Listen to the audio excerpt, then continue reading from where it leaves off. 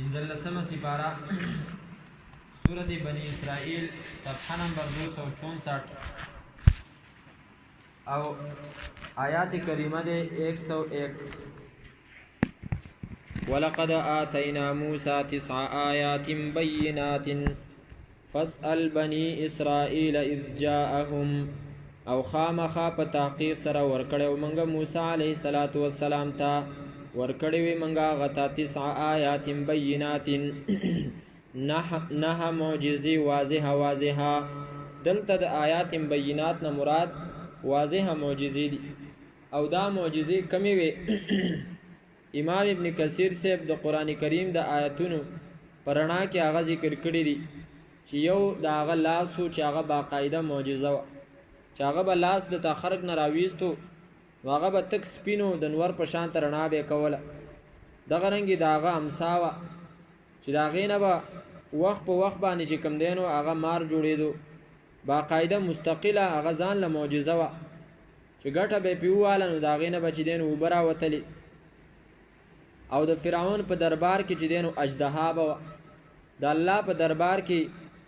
جانن هغه چې دینو نره منګره مارو دغه رنګي د موسی علیه السلام په دعا باندې د بنی اسرائیل د پاره الله تعالی منو سلوارا ولېګل داغه په دعا باندې وظللنا علیکم الغمام ورز الله تعالی په غو باندې سورې کړل او دغه رنګي داغه په دعا باندې په فرعونانو باندې الله تعالی عذابونه راولېګل او پاغي کې چې دینو فارسلنا علیهم الطوفان د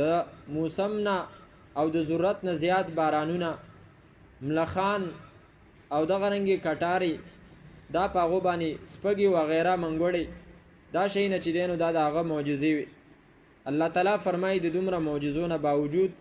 هغه چې دینو دغه حکم دغه معجزې چې کم دینو هغه د زړه پسترګو باندې چې کم دینو قبول نه کړی الله تعالی فرمایي عذاب واور ومن يبدل نعمت الله او هغه څوک چې بدل کی نعمت د الله تعالی من بعد ما جاءته رستو دا غینا چې راشي هغه ته فإن الله شدید العقاب پس یقینا الله تعالی سخت عذاب والده دا د الله تعالی قانون دی الم تر الى الذين بدلوا نعمت الله كفرا آیتا غور نه دی کړي هغه خلکو ته چې داغو د الله تعالی نعمت بدل کو د وجه د کفر نه او خپل قوم چې دینو د هلاکت کور تراوست فإن الله فسيقنا الله تعالی شدید العقاب سخت عذاب والده علماء کرام فرمای نعمت د الله تعالی عام دی دلته مراد د نعمت نه چې کم دینو آغا د الله تعالی پیغمبر دی چې داغه نبوت هغه ځان له مستحق چې دینو یو نعمت د دې وجنه قران کریم کې دی امت ته الله تعالی د پیغمبر چې کم پیغمبري د داغه احسان ور یادې لقد من الله على المؤمنين اذ بعث فيهم رسولا سورۃ آل عمران کې براش الله ما په مؤمنانو باندې لوی چې کم دینو احسان وکړي چې پاغو کې می پیغمبر راولې نو دغه پیغمبر داغه نعمت بدلول سدي چې داغه سنت چې دینو هغه په ځان باندې حاکم نکړي شي داغه طریقې په ځان باندې چې دینو هغه حاکم نکړي شي او چې کله دغه طریقې د سنت سړی په ځان باندې حاکمی کی علماء کرام فرمای امام نصفی سے فرمای من امر السنت على نفسه نطق بالحکمت چا چې په ځان باندې د الله د پیغمبر سنت غالبه کو د خلینه به د حکمت او د عقل مندۍ خبري راوزی ومن امر الهوى قولا وفعلا نطق بالبدعه او چا چې خواهش په ځان باندې غالبه کو نو داغه د خلینه به چې کم دینو آغا د بدعات خبري راوزی فإن الله شدید العقاب پس یقینا الله تعالی سخت عذاب والده زين للذين كفروا الحياة الدنيا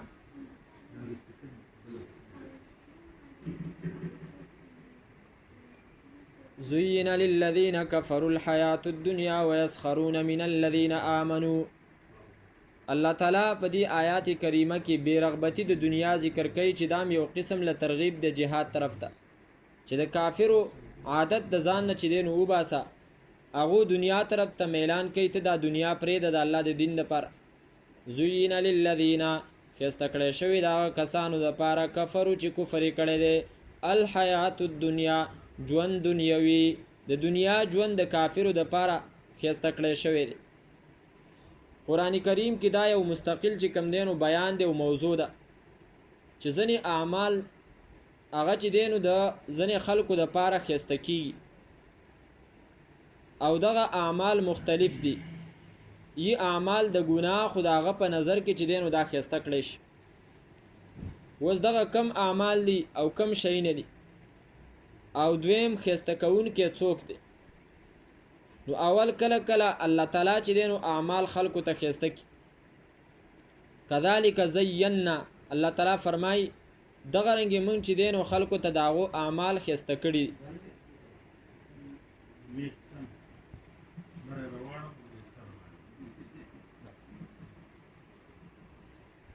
نو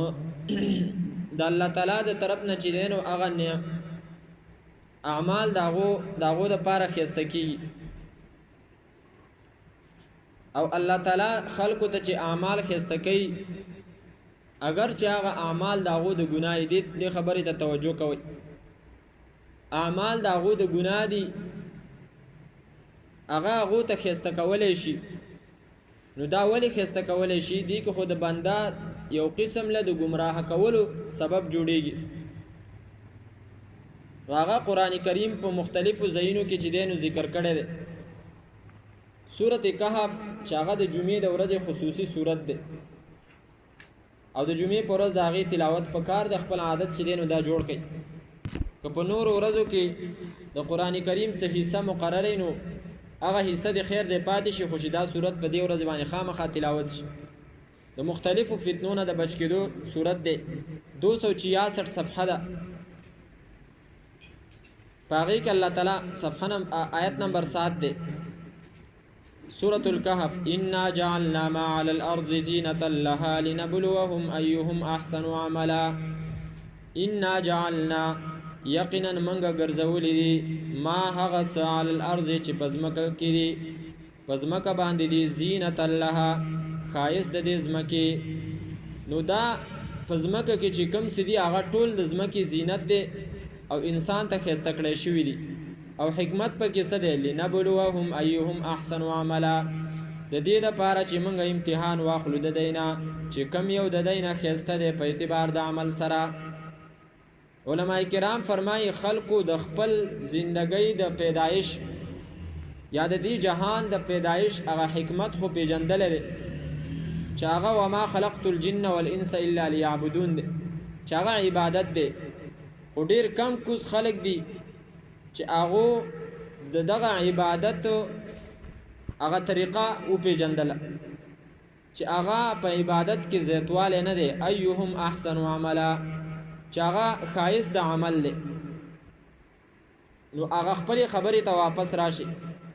چې الله تعالی د خلقو د پاره د هغو ځینې اعمال خسته کړي دي دا د څه دپاره دا د امتحان دپاره چې یو طرف نه د هغه نفس ته یو عمل ښه ښکاري او بل طرف ته په قرآن کې په شریعت کې په احادیثو کې د الله په حکم باندې هغه اعمال چې دی نو هغه حرام ګرځولی شوي دي دلته اوس چې دی نو د هغه د نفس او د هغه د ایمان مقابله ده او زندگی ویل کېږي دې ته چې په هغې کې به لیست الحیات الا المصارعة بین النفس والشیطان والایمان زندگی نه ده مگر هغه مقابله ده پرځول دي د شیطان د نفس او د ایمان په منځ کې نو دا اعمال هغه ته خسته کولی شي کله کله چې دی نو اعمال انسان ته خسته کولی شي او دا خسته کوونکی چې کم دی نو هغه څوکي دا شیطانی شیطان چې دی نو خلکو ته اعمال خسته کوي قرآن کریم کې آیتونه په دې باندې ډیر دي او مضمون تاسو واورئ کله کله شیطان چې دی نو هغه اعمال خسته کوي او شیطان اعمال د ګناه انسان ته څنګه خسته کوي نو هغه په وسوسو سره د دې وجې نه چې په کم ځای کې یو عمل داسې چې د انسان په زړه کې د انسان په ضمیر کې چې دی نو د هغې په باره کې شک شبهه راشي نو هلته هغه عمل چې دی نو پرېښودل پکار دي او د هغې وجه دای چې دا د شیطان قدم دی او د شیطان وسوسه ده، ځکه چې دینو هغه عمل پرې خوستل پکاري. نو دا دویمه ښایسته کوونکی شو چې هغه د انسان دپاره عمل ښایسته کوي، هغه شیطان دی. دریم کله کله انسان ته اعمال ښایسته کوي د هغه ملګري هغه به ناکاره په خپله باندې. نو د دې وجې نه هغه چې دی نو یو نیک سړي ته د هغه خپل ګنده اعمال چې دی نو هغه ښایسته کړي. لکه 432 صفحه ده سورت حامیم سجده آیات نمبر 25، په هغې کې الله تعالی فرمایي وقیضنا لهم قرناء فزینوا لهم ما بین ایدیهم وما خلفهم. الله تعالی فرمایي وقیضنا او منګه مسلط کړي دي لهم د دیو د پاره قرناء ملګری فزینوا چې هغه ښایسته کوي لهم دی ته ما هغه عملونه بین ایدیهم ما هغه څه چې مخکې د دی نه دي وما هغه څه خلفهم چې رستو د دی نه دي. نو دا اعمال هغه ته ښایسته کوي. نو دې کې یوه خبره دا معلومه شوه چې د داسې ملګري نه به هم چې دی نو ځان ساتي چې هغه تا ته د ګناه کارونه چې دی نو هغه ښایسته کوي، او هغه بیا سړي ته په خپله پته لګي چې نیک عمل دی او د یو شي د وجې نه یا د یو ملګري د وجې نه ستا نه هغه پاتې کېږي، یا د یو ګناه عمل دی او کار دی او هغه د یو چا د وجې نه ته کې، خو پوه شه چې دغه کس چې دی نو هغه ښه ملګری نه دی. وروستو به م راشي صورت زخرف 444 صفحه ده او آیات نمبر 36 دی، په هغې کې الله تعالی فرمایي ومن یعش عن ذکر الرحمن نقیض له شیطانا فهو له قرین. او څوک چې شمکور شو د ذکر د مهربان ذات نه، ذکر د مهربان ذات هغه قرآن کریم، او قرآن کریم دا نوم دی چې دې ته ذکر ویل کېږي. قرآن کریم کې د دې نه چې چا سترګې پټې کړي الله فرمایي نقیض له شیطانا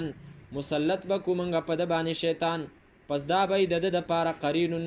پوخ ملګری، د ده سره به چې کوم دی نو جوختي او همیشه به د ده سره چې دی نو ملګری. دا دریمه سبب شو چې د هغه د وجې نه د انسان بد اعمال هغه ته ښایسته کولی شي. نو د دین هم چې دی نو ځان ساتل پکار دی. څلورم چې کوم دی نو کله کله د انسان بد اعمال هغه دپاره ښایسته کېږي د هغه د مشرکینو دپاره، خصوصا د هغې چې کوم معبودان دي او د هغې چې کوم پیران دي. لکه 132 صفحه 8 سپاره سورة الانعام آیات نمبر دی 136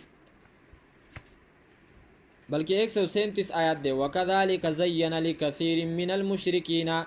قَتْلَ أَوْلَادِهِمْ شُرَكَاؤُهُمْ وَكَذَلِكَ او دغرنګي زَيَّنَ ښایسته کړي دي لِكَثِيرٍ مِّنَ الْمُشْرِكِينَ ډېرو مشرکانو ته څه شی ښایسته کړي قتل اولادهم وجل د زامنو داغو. چا ښایسته کړي شرکاؤهم حصهدارانو داغو چې د الله سره ملګري کړي دي معبودان داغی لیوردوهم د دې دپاره چې هلاک کړي دی لره. مشرکینو به چې دی نو ځینې اولاد هغه په نظر کې حلالول، ځینې بیا چې دی نو جینکۍ به حلالولې او دا د خپلو معبودانو د وجې نه. کله کله به چې دی نو په ځان باندې څاروي حرامول. وروستو آیاتونو کې چې دی نو راځي او موږ د قرآن کریم په اصولو کې په هغې باندې ډېر وضاحت کړی. نو د دې د وجې نه انسان دپاره چې کوم دی نو هغه څه اعمال ښایسته کېږي، خصوصا د کافر دپاره خو د دنیا ټول ژوند چې دی نو هغه دې آیات کې ښایسته شو.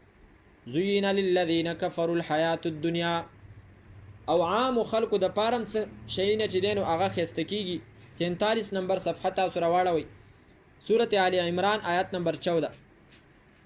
په هغې کې د عامو انسانانو دپاره یو څو شیونه چې دی نو هغه ښایسته شوي دي، او د هغې په مقابله کې به بیا انشاءالله د سورت کهف یو آیات راواړو چې الله تعالی فرمایي د دې نه چې کوم دی نو دغه ښه دي. زُیِّنَ لِلنَّاسِ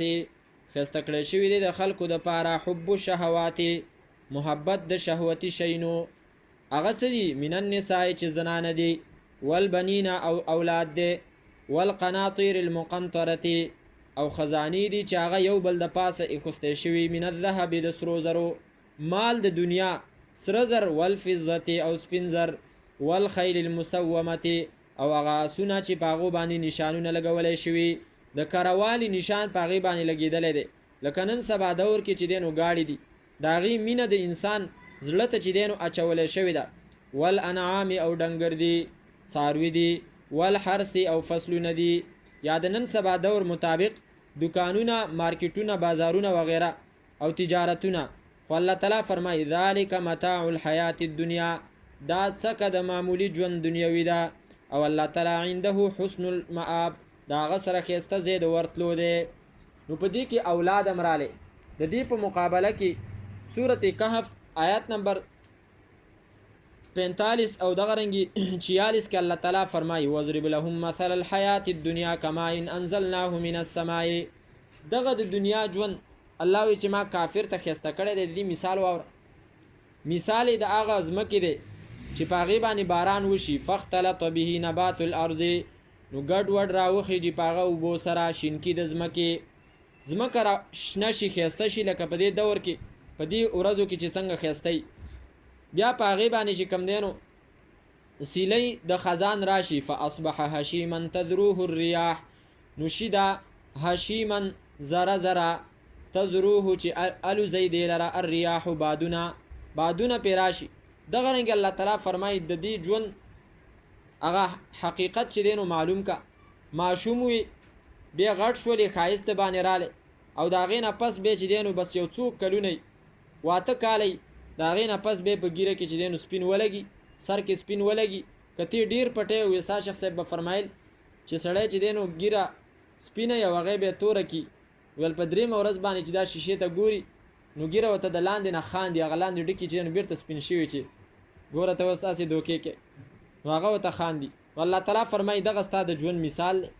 خو په دې ژوند کې المال والبنون زینت الحیات الدنیا، هغه ښایست هلته مو دلته م رالی،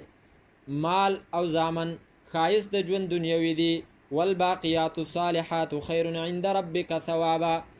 والباقیات الصالحات او باقی پاتې کېدونکي نیک اعمال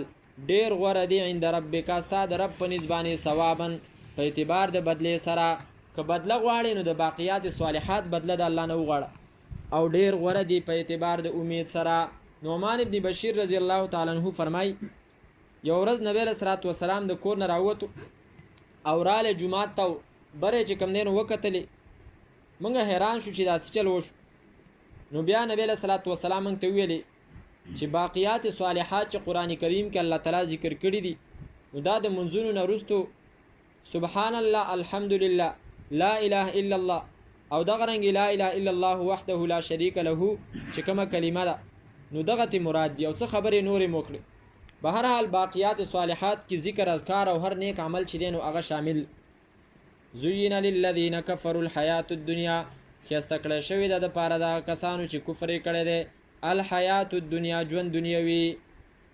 ویسخرون او دا کافر ټوقې کوي من الذین په هغه کسانو پسې آمنو چې ایمان یې راوړی.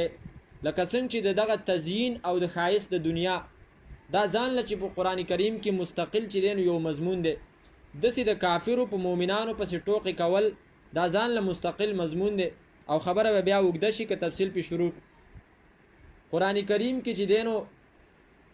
د نبی صلی الله علیه وسلم په باره کې هم دا ټوقې شوي دي، خصوصا د حضرت نوح علیه السلام په باره کې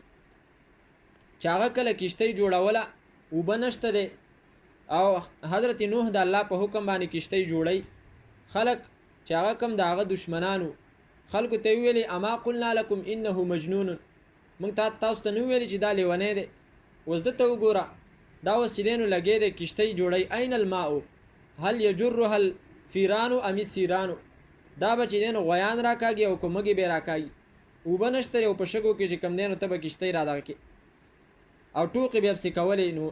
حضرت نوح هغو ته وفرمایل ان تسخروا منا فانا نسخر منکم کما تسخرون، که نن تاسو به موږ پسې ټوقې کوئ نو سبا ګوره چې عذاب راشي بیا د دې ټوقو بدل به نه اخلو. ویسخرون من الذین آمنوا، صحابه کرامو پسې بیا ټوقې کولې. او نبی صلی الله علیه وسلم د چاندي اعلان وکړو، نو ځینې خلکو چې د وس مطابق څه کېدل زیاتې پیسې راوړي، او چې ځنو لږې راوړي نو په هغو پسې به چې چا به ډېرې راوړي ویل دا دته وګوره ریاکار دی، چې چا به لږې راوړي ویل دته وګوره او دا اوس په دې باندې ماله جنت ګټي.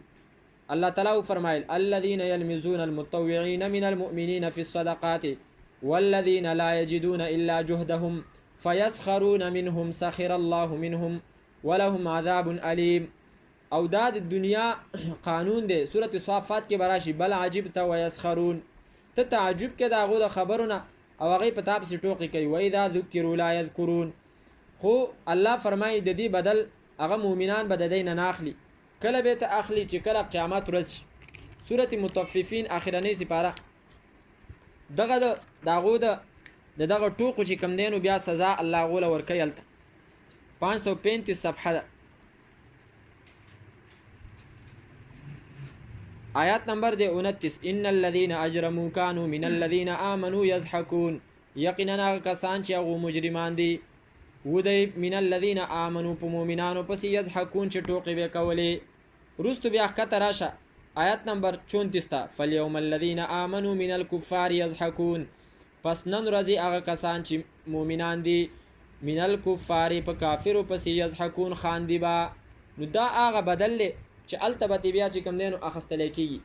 او دلته الله فرمایي اوس خو پس ټوکې کوي ويسخرون من الذين، او دې ټوکې کوي هغه کسانو پسې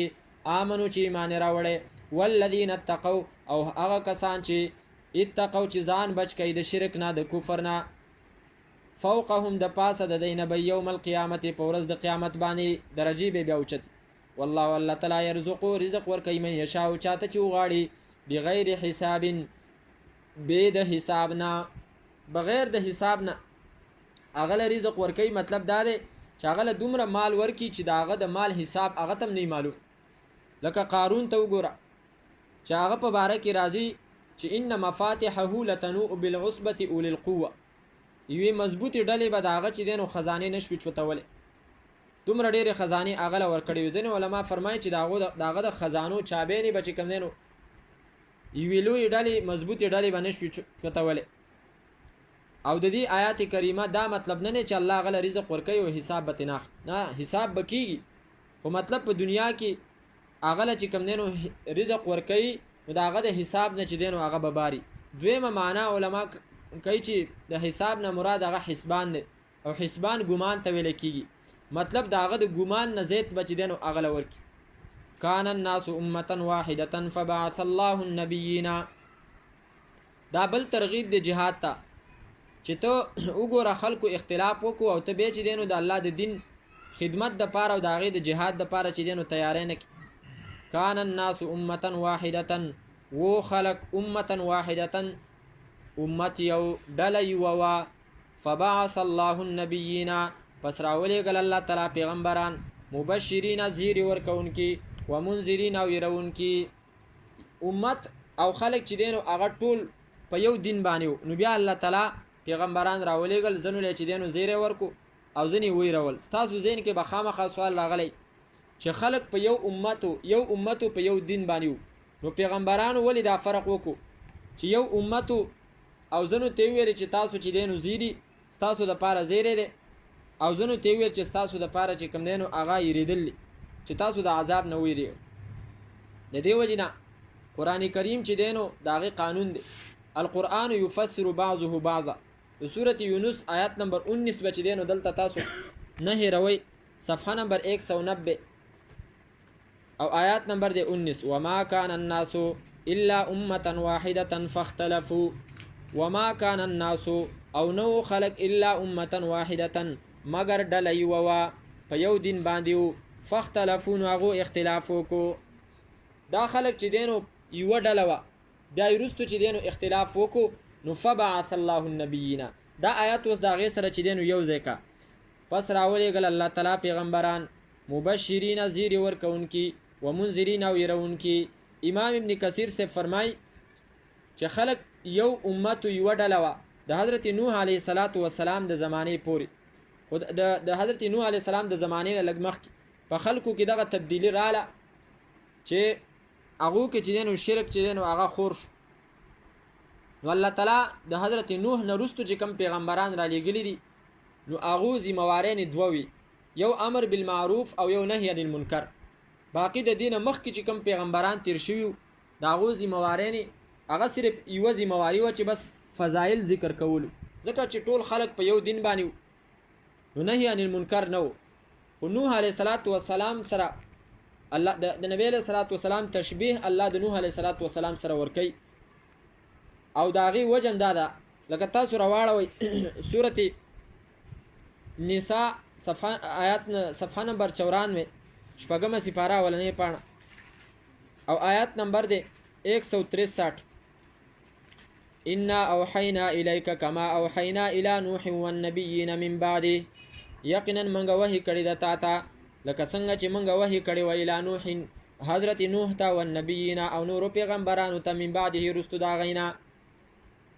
الله تعالی خپل پیغمبر ته فرمایي تا تم دسی وحی کړی لکه څنګه وحی منګه حضرت نوح ته کړی و نو د حضرت نوح نوم ولی یاد کو ځکه چې د حضرت نوح هغه اولنې پیغمبر دی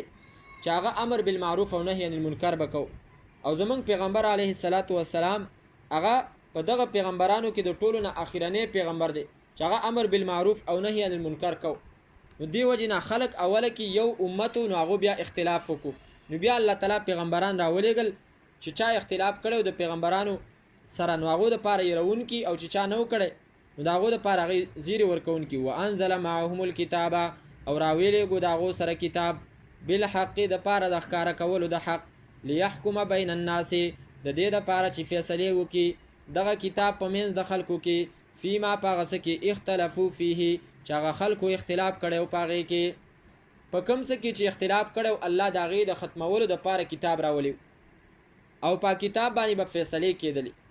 او په هغه کتابونو کې الله تعالی چې دینو په اخر کې بیا قران کریم راولي او د دې قران کریم مقصد د خلکو په منځ کې چې دینو اختلاف هغه ختمولو ليحكم بين الناس فیصله کولو د قران کریم چې کوم مقاصد نو هغه مقصدونو کې یو چې دینو د خلکو په منځ کې داغو په لانجو کې چې دینو فیصله کون ګرځیدلو د قران کریم دا خبره د قران کریم چې کوم صفت ده دا صفت نن سبا معطل وس فیصله ټول چې کوم دینو هغه د غیر دینو په قانون باندې کیږي د قران کریم قانون چې دینو هغه معطل او قران کریم ډیره حصہ چې هغه د حدود او دغه د احکاماتو سره ده نو هغه چې دینو معطله ده بیکاره ده او هغه خلکو چې دینو بیکاره کړی ده هغه فیصله نه کی وانزل معهم الكتاب بالحق ليحكم بين الناس فيما اختلفوا فيه په کوم څه کې چې به اختلاف کړو امام ابن کثیر صاحب دلته حدیث ذکر کړی چې نبی له صلوات و سلام چې کله به تهجد ته پاسېدو نو به دعا کوله اللهم یا رب جبرائیل و اسرافیل و میکائیل فاطر السماوات والارض عالم الغیب والشهادة انت تحكم بين عبادك فيما كانوا فيه يختلفون اهدني لما اختلفوا فيه من الحق باذنك الى صراط مستقيم چې الله خلکو په کم څه کې چې اختلاف کړي د تپاغو کې فیصله کې نو ته په خپل حکم باندې په خپل اذن باندې او په خپل اجازت باندې ما چې دینو په هغه څه کې حق ته ورسې چې هغه ستا په نسبت باندې چې دینو حق او دا دعا به کوله چې اللهم ارنا الحق حقا وارزقنا اتباعه یلا حق ما ته حق راوخه او بیا مال توفیق را کی چې زه داغه تابعداري وکم وارنا الباطل باطلا وارزقنا اجتنابه او باطل راته باطل په ذهن کې چې دین وخه او بیا توفیق را کی چې داغه نه ځان بچکم وما اختلف فيه الا الذين اوتوه من بعد ما جاءتهم البينات او اختلاف نو کړي په دغه حق کې مگر هغه کسانو اوتوه چې ورکړی شوی او هغه ته دا کتاب من بعد ما جاءتهم البينات رستو د دینه چرال هغه ته واضح دلایل بغیم بینهم د وجه د زدنا پمنځ داغو کې زمنګ د استادانو استاد شیخ القرآن غلام الله خان صاحب رحمت الله علیه موږ د خپل استاد نه چې دینو اوریدلی چې هغه به په دې ځای کې چې دینو دا معنا کوله اختلاف کس نه ډالا کب ډالا کیوں ډالا اختلاف چا چې دینو جوړ کړو او کله جوړ کړو اولی جوړ کړو بیا به وسا شیخ صاحب دا آیات ویلو چې اختلاف نو کړي مگر مولانو کړو کله کړو من بعد ما جاءتهم البينات کله چې رال اغه ته هغه واضح دلایل چې داغه د وجنه اختلاف ختمېدو د اختلاف ختمون کې چې کوم دی کتاب رااله او بیا هغه اختلاف وکړو نو بیا خو اعتراض راځي چې دا ولی دلایل رااله او به چې دین هغه اختلاف وکړو بغیم بینهم الله فرمایي د وجه د زد نه پمند دی کې دا د زد او د حسد بیماری دا خو شیطان خصوصي په مولانو باندې خرڅ کړي د دې وجه نه په مسلو کې چې دینو اختلاف راځي او هغه اختلاف په دوه قسمه باندې دی اسنه چې تاسو د علماو په نسبت په باره کې چې نو بدګمان شي دغه خبره نه ده اختلاف په دوه قسمه باندې دی یو اختلاف هغه قابل د اختلاف دی چې هغه ته ویل کېږي اختلاف په فروع کې په معمولی مسایلو کې چې پاره کې دواړه طرف ته چې دینو دلیلونه وي لکه مثلا امام پسې روستو فاتحه ویل پکار دي نه دی ویل پکار په دې کې د علماو د ډیر وخت نه چې دینو اختلاف دی خدا فروعي اختلاف د دې د وجه نه منګه څوک کافر کوي او نه څوک منګه کافر کوي بس د غوړه او د ناغوړه خبره ده او یو چې دینو اختلاف هغه اصولی دی اصولی اختلاف دې ته ویل کېږي چې په عقایدو کې د قران کریم نه ثابت عقیده داغه خلاف چې کوم دینو یو کس کوي او هغه عقیده نه مني او قران کریم چې ته پیش کین هغه د دې په مقابله کې چرته خپل لیکل شوی کتابونه چې دینو هغه راوړي دا اختلاف ناروا او دسي عالم چې کوم دینو هغه به حق نه غواړي هغه به په کینه باندې چې دینو چلیږي او دا نه چې په علماو کې بم چې دینو ټول علما دسي چې هغه به په حق باندې چې کوم دینو چلیږي ځنې علما دسي مشته او قران کریم په دې باندې گواه دی چې هغه به د خلکو مالونه چې کوم دینو هغه خوري او د هغه د پاره به د خلکو نه چې دینو دا اختلاف بکې د عام علماو سره د دې آیت د بغیم بینهم دلاندې امام جار الله زمخشری صاحب لیکلی دي چې دا اختلاف دی ولی کوي حسدا د وجه د حسدنا و ظلما لحرصهم على الدنيا د ظلم د وجه نه چې هغه د دنیا سره چې کوم دینو حرس دي او هغه حرس چې دینو هغه راخست دي او د هغه د وجه نه هغه اختلاف کوي او د مولانو په باره کې الله تعالی چې دینو دا فرمایلی دي چې ډیر خلک به پیغمبره هغه به تویني چې هغه به د خلکو مالونه چې دینو هغه خوري لکه 174 صفحه ده سورة توبه آیات نمبر 34 یا ایها الذين آمنوا اے ایمان والو ان كثيرا من الاحبار یقینا ډیر د علماونا د مولانونا والرهبان او د پیرانونا لا یاکلون اموال الناس خامخا خربا مالونه د خلکو بالباطل په ناروا طریقې سره ويصدون او منکیبا خلق لرا عن سبیل الله دلار د الله تعالی نه دا قران کریم واضح دغه دی باقی پاتې شو حق پرست علما هغه زمنګ د سر ګلونه دي موږ داغو احترام کوو د دې وجه نه زمنګ استاد محترم مفتی مجتبی عامر صاحب حفظه الله فرمای چې حق پرست عالم هغه دی چې هغه ویره د دین کار هغه په کار دی چې څوک یې کوي نو هغه په خوشحاليږي او هغه دا نه وی چې د دین کار دی بس زه وکم او زمانه غیر چې څوک کوي نو بس دغه د دین کار نه دی د چې دینو بیا د خپل نفس د پاره د دین کار کوي دا د خپل د تکبر او د خپل جاه د پاره د دین کار کوي دغه د دین کار چې دینو معتبر نه دی فهد الله الذين امنوا پس خودنه کوي الله تعالی هغه کسانو ته چې ایمان راوړی دی لمختلفو یعنی لمعرفه مختلفو فيه او دلته علما معنا کوي فهد الله الذين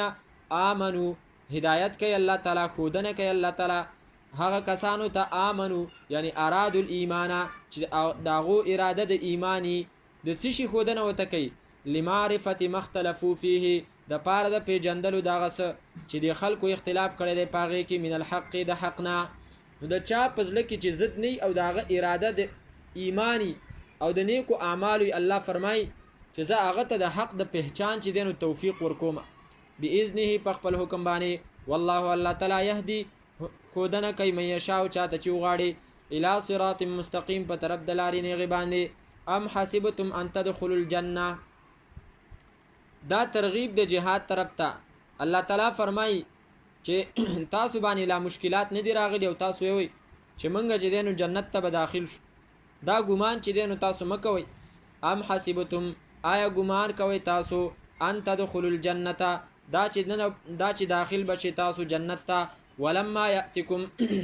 او لا وسه پوری نه دی راغلی پتا سبانی لا وسه پوری نه دی راغلی پتا سبانی مثل الذين خلو من قبلكم حالت دا خلکو چې مخکې تیر شوی دي تاسو نه مخکنو خلکو باندې چې کم حالت راغلی واغه کمو مستهم البأساء رسیدلیو هغو ته تکلیفونه، والضراء البأساء تاوانونه، والضراء تکلیفونه هغو ته رسیدلیو، هغه الآلام والمصائب چې هغه پریشانۍ نه وي، تکلیفونه دردونه او دغه رنګې مصیبتونه چې هغه هغو ته رسیدلیو، تاوانونه چې دی نو په هغو باندې راغلیو او هغه یې برداشت کړیو. د حضرت خباب ابن ارت رضی الله تعالی عنہ په باره کې راځي، هغه فرمایي چې ما د الله د پیغمبر نه تپوس وکړو الا تستنصر لنا الا تدعو الله لنا، ته د الله نه زموږ دپاره مدد نه غواړي چې موږ باندې دومره تکلیفونه دي. نبی علیه الصلاة والسلام ماته ویلې چې دا لا څه تکلیفونه دي، تکلیفونه خو مخکې وو چې ان المنشار یوزع على مفرقة رأس احد، عرب راوړی شول او هغه به د یو سړي د سر دغه د ختو چې کومه کرښه ده د هغې په منځ به کېښوستلی شوه او هغه به چې دی نو د دواړو خپو په منځ کې د هغه نه ووتله، خو هغه به چې دی نو دا تکلیف به دې تکلیف به هغه د هغه د خپل دین نه چې دی نو نه اړو. ته چې دی نو اوس دا خبره کې چې په موږ باندې تکلیفونه رال، اوس خو په موږ باندې هېڅ هم نه دي راغلي، نو د دې وجې نه دعا کول پکار دي. یو خو موږ هغه تکلیفونو ته ټینګ نیو، نو د دې وجې نه حدیثو کې دا دعا راځي اللهم انی اعوذ بک من جهد البلاء، یا الله دا هغه سخت تکلیف نه چې دی نو زه ستا پناه غواړم، و درک الشقای د بدبختۍ د نه زه چې دی نو پناه غواړم چې هغه ما را لاندې کړي، و شماتة الاعداء د دشمنانو په موږ باندې د خوشحالېدو نه زه چې دی نو پناه غواړم. او د دې آیات کریمه د لاندې یو عالم لیکلی دی چې ان الذي يحب الراحة، هغه کس چې هغه راحت د بدن دپاره خوښوي، ولا يريد ان ينزعج، او دا نه غواړي چې زه دې تنګ شم، تنګېدل چې کوم دی نو نه غواړي، ولا ان يتحمل مشقة، او نه دا غواړي چې زه دې څه تکلیف برداشت کم، ولا ان يخالف نفسه، او نه دا غواړي چې زه د خپل نفس نه خلاف ورزي وکم، فذاك رجل لا يستطيع سلوك سبيل الجنة، دا داسې یو سړی دی به چې دا یو کارم نه غواړي، نو داسې سړی د جنت په لاره باندې نه ځي. نو په دې کې اول نشي تللی، نو په دې کې اولنۍ خبره چې کوم دی نو هغه د صبر ده. بس چې سوچ او فکر وکړي صبر ته چې کوم دی نو خبره راټولیږي. حسن بصري صاحب فرمایي لنصبرن او لنهلکن، صبر به کوو ګنې هلاکیږو. نو هغه صبر چې دی نو هغه په هر ځای کې دی، د نفس نه خلاف کې دی، په دردونو کې دی، په بیمارو کې دی، په مصیبتونو کې دی، د مالونو په تباه کېدو کې دی، په هر څه کې بس دقه صبر دی چې د خولې نه د الله تعالی چې دی نو هغه شکایت را نشي.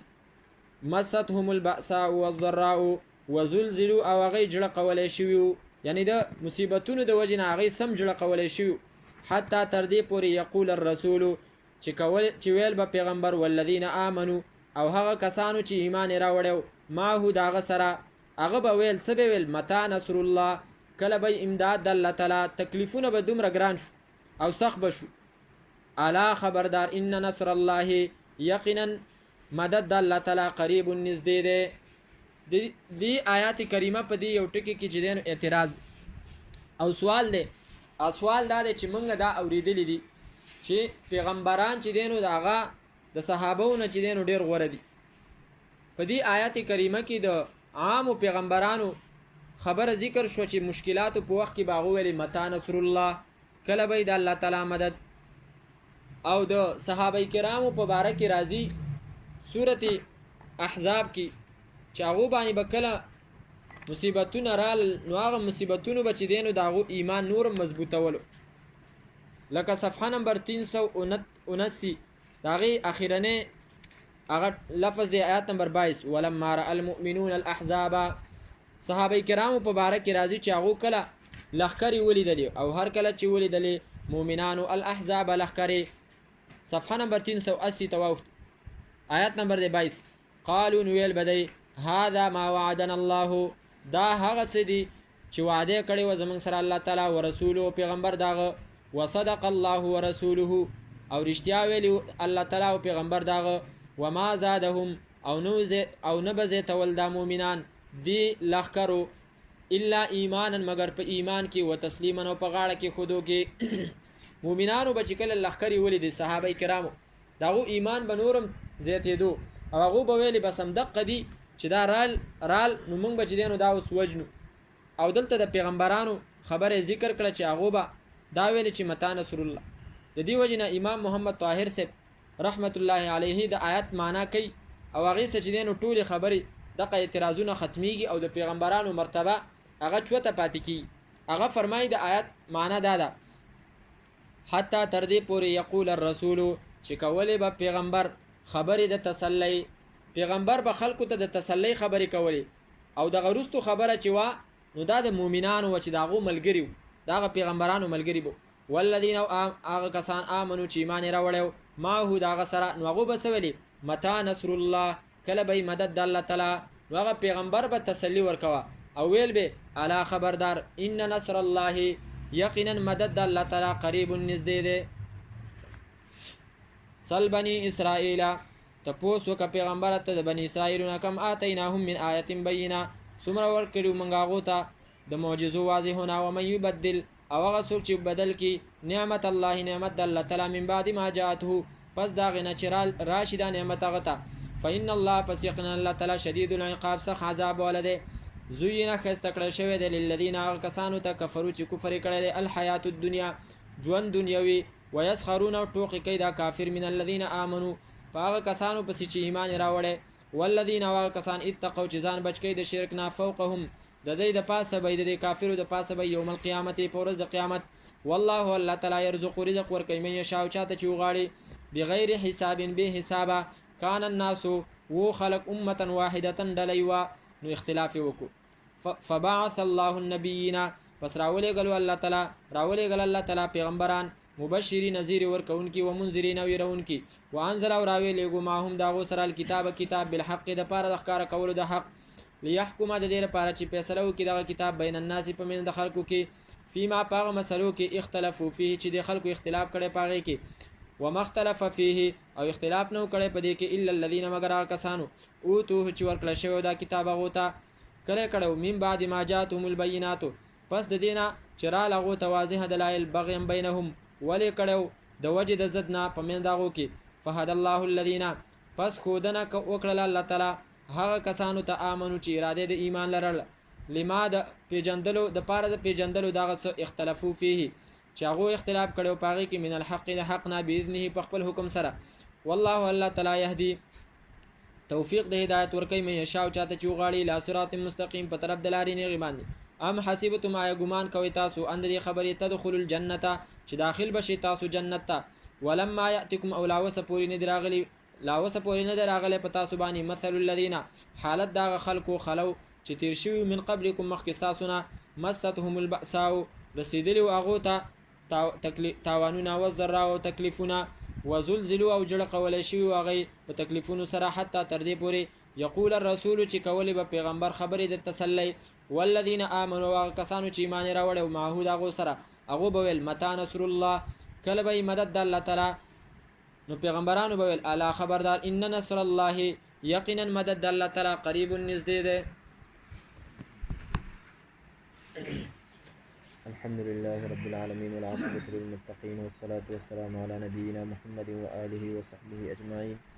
اللهم أرنا الحق حقا وارزقنا اتباعه وأرنا الباطل باطلا وارزقنا اجتنابه. اللهم إنا نعوذ بك من جهد البلاء ودرك الشقاء وسوء القضاء وشماتة الأعداء. ربنا آتنا في الدنيا حسنة وفي الآخرة حسنة وقنا عذاب النار. اللهم اشف مرضانا ومرضى المسلمين واغفر لموتانا وموتى المسلمين. اللهم اقض حوائجنا وحوائج المسلمين وادفع عنا ديوننا وعن المسلمين. ربنا تقبل منا إنك أنت السميع العليم وتب علينا إنك أنت التواب الرحيم. وصلى الله تعالى على خير خلقه محمد وآله وصحبه أجمعين برحمتك يا أرحم الراحمين.